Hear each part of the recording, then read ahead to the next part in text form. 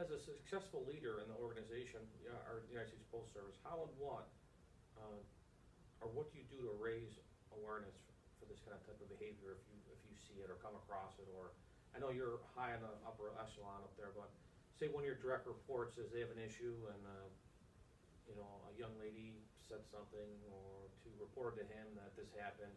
How would you handle it at your level to make them more aware of diversity? Well, first of all, I don't tolerate disrespect from any of my directs, and I don't allow them to tolerate it for any of their directs. So it trickles down. It starts with me. It really does. It starts with the leadership. My employees and my staff, there's no question on how I feel about inclusion and everybody having a voice. So I don't really have a lot of issues with that. When I do, I address them immediately. But fortunately, in my position, and like I said, in our organization, I've been really fortunate not to have many issues where, one thing I do is I try and I see that a lot of women for some reason don't try and go. They go to a certain level and that's it. And I try and help them and mentor them.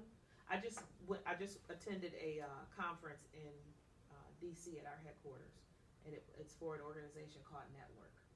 And Network was founded about 40 years ago, and it's a group that was formulated to be, it's sort of like a mentor group for women seeking executive positions in the Postal Service. I didn't know about Network before because I would have joined Network, but now that I am an executive in the Postal Service, I now am an ambassador for them. So I went and spoke at the conference. I got several names. I offered to be a mentor to several of the young ladies because a lot of them just don't know what they need to do in order to reach the executive level. So that's something that I would do now in this organization to promote and be, kind of like an ambassador and someone that people can reach to and say, hey, how do I need to do this? What do I need to do? And I'm able to guide them through my experiences and now through the resources that I can provide. And that will translate to your workplace also I think. They see what you're doing and it makes more awareness to your employees and your directors. Absolutely. By doing that.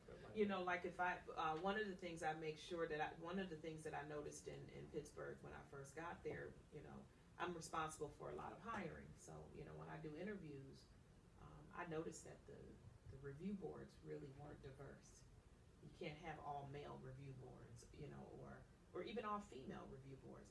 I make sure that I have a very diverse review board so that, we make sure that we're, because you having biases is natural. Controlling them is what you have to, you have to be able to control them. It's a natural thing to have a bias, but in a position like mine, I have to be able to put my biases aside and look at the individual. And so that's what I promote with my staff as well. And when I see that that's not happening, I address it immediately. I think that's another key too, which you touch on is immediately.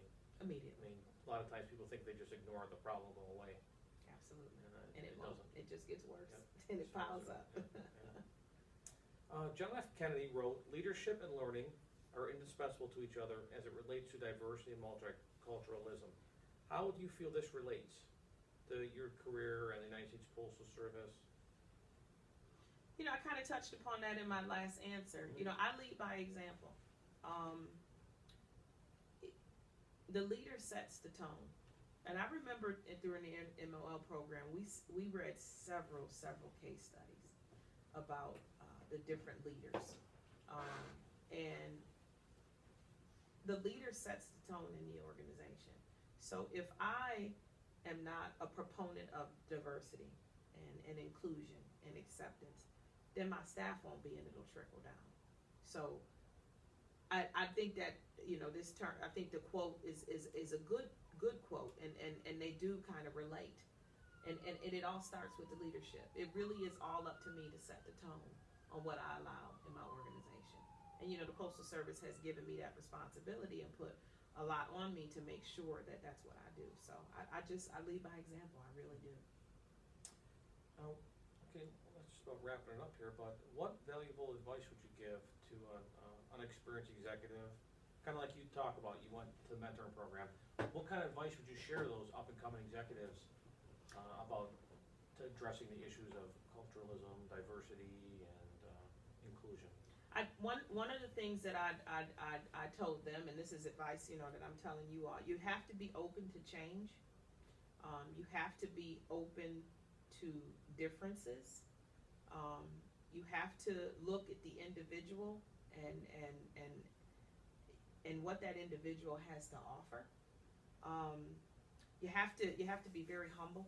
You have to be humble in this position, and I stress lead by example. People are constantly watching me. They're watching me when I don't even know they're watching me. So I have to be sure and careful about every single act that I take, everything that I say, every email that I send, every conversation that I have. I have to be very, very careful that, the leadership style that I want to portray is what's portrayed in every single thing that I do. I force the team concept. It's all about team. My career started to soar when I realized it wasn't really about me, and it wasn't about what the organization can do for me. I now know what is it that I can do for the organization, and that mindset change is actually what made my career start to soar. That's almost like another quote from John F. Kennedy. Not what you can do for your country, but what your country can do for you. Exactly, and that's exactly how I feel. It's no longer about me. It's about those that I mentor, other people to bring up, developing people, and what we can do for our organization. And once I realized that, that's when my career started to change. At first, I thought, I got, passed for several promotions, and I said, oh, it should have been me. I was the best choice. Well, it shouldn't have been me, because I really wasn't ready. And you really don't know what you don't know. You really don't know what you don't know. And I didn't know what I didn't know. And like I said, once I changed that, my career just started to just soar. It really did. And then lastly, educate yourself. You have to constantly educate yourself. I constantly, I have a subscription to the Harvard. Oh, the Harvard Business Review? Because they're awesome. I can't get enough of them. I could be a forever student. I really could. I wish I could afford to be a student forever and had the time to be a student forever, but I don't. But I constantly read leadership journals and articles, because you can always find other experiences that other people have had that'll help you deal. Because most of the time we're all dealing with the same type of issues. So I constantly try and keep myself educated and try to have new ideas, any new leadership principles, anything that'll help me, get my team formulated and all, following the same path. So. It's funny you bring that up. We have a PowerPoint that's due this week on, once we're completed with the program, this is our capstone, final class, what are you going to do to prepare yourself for continuous education and improvement? I actually put that on there in the Harvard Business Review because I thought they were outstanding. They're great. There's so many different examples that you can relate, banking to postal service, fishing company, whatever. I went to the Postal Service actually sent me to an executive leadership program at Penn State that I just completed last month, and I was there for a week, and they had an executive school there portion, and I was in class with, and it was non-postal. I was in class with executives from the Wildlife Association, executives from the Marine Corps, executives from Highmark, executives from the Social Security Administration. So it was all different groups. And, we spent a week together. And again, we studied Harvard Business Review articles again, and we talked. And as we talked about our different struggles and experiences, they were all so similar.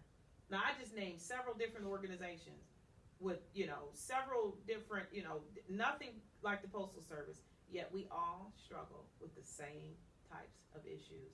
And it was just really good to bond and meet and educate myself with another group.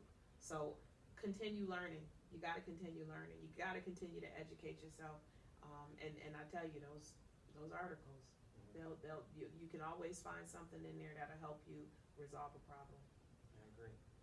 Finally, obviously I'd like to thank you on behalf of our team, which is two girls and a guy. It's kind of a spoof off That's the cool. movie, Two Girls and a Guy, but, anything you'd like to add, that we haven't covered, anything that's related that we discussed today? No, just, I tell you, take advantage of this program. I just can't stress enough how much the program just kind of put it all into perspective for me. And it really has just, it's almost like I grew up after I did the program. And it's prepared me to take on this executive position really without many obstacles. It really did. I wish, I would love to continue. I actually want to get my doctorate, and I'd like to get it in something that has to do with leadership, because it's just, to me, it's a great science. And I never really looked at leadership as a science. I was always a leader, but I almost didn't really know what to do with this power that I had. And the program taught me how to leverage it, and that it's a responsibility. It's not just a gift, it's a responsibility. It's a gift with great responsibility. And the program really taught me how to leverage that, and I tell you, I wouldn't be as successful as I am if it wasn't for this MOL program.